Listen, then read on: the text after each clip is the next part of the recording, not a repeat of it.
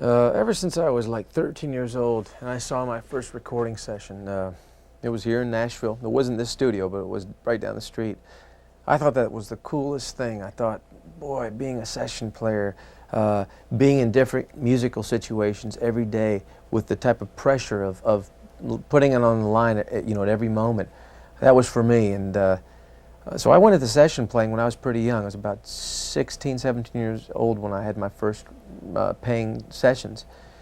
And anyway, it's like anything. If you do any one thing too much, you get bored, a little stagnant with it, kind of looking for some other things. And I came to that same point just because I was playing other people's music.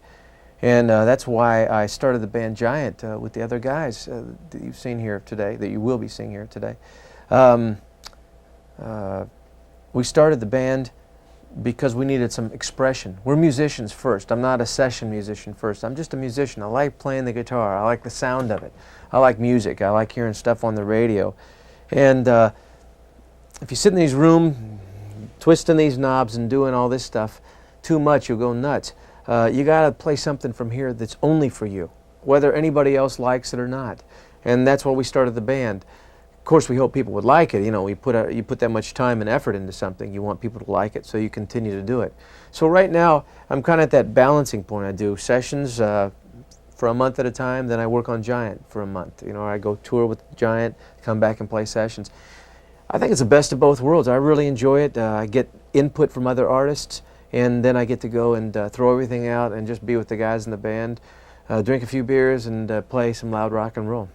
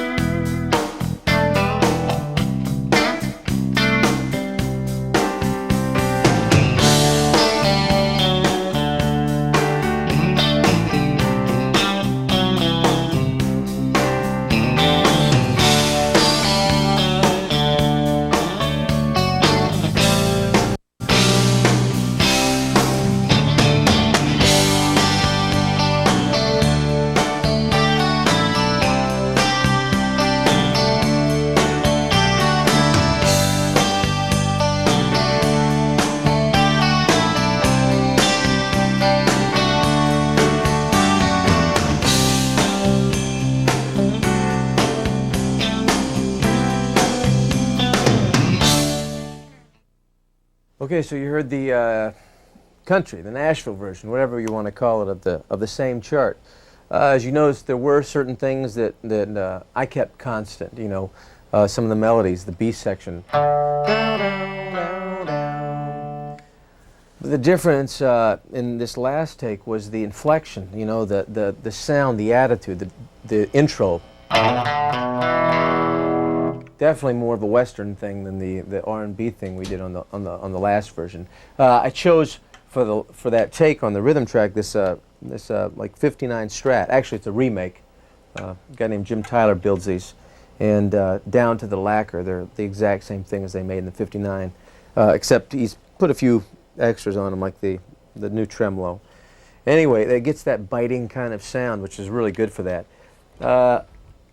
In the studio, I've played on a lot of the songs like this lately since I've moved to Nashville, and been using a Telecaster on quite a few of these things.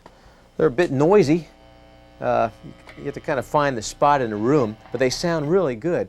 And so if I was asked now to put an overdub part on this, like let's say strengthen up the chorus, give a little hook for the intro, and just give maybe some textures for the B section, you know, something like that. Lay kind of cool out of the verse, except maybe for a lick or two. Here's what I would do. With the Telecaster, it's going through a straight amplifier, no rack, just a little bit of slap.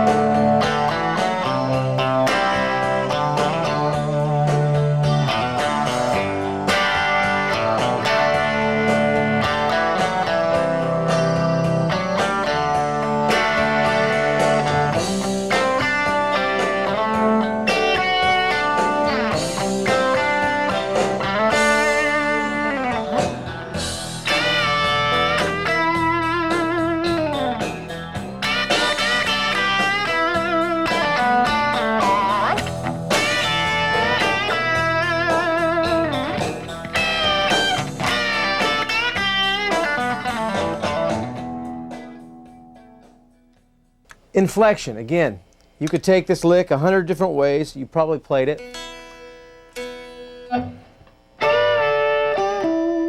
You know. But in the attitude, the way I played it is a little more sassy. I put it on the back pickup here.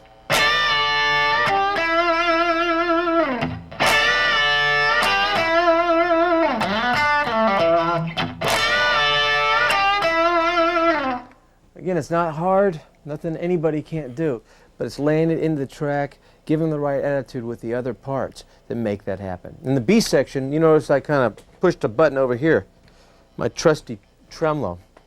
It sounds great on songs like these. That little effect gives it that old-time feel, and I was just... The line went down, down, down, down.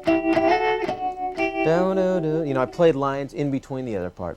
In the chorus, that's went straight out strumming.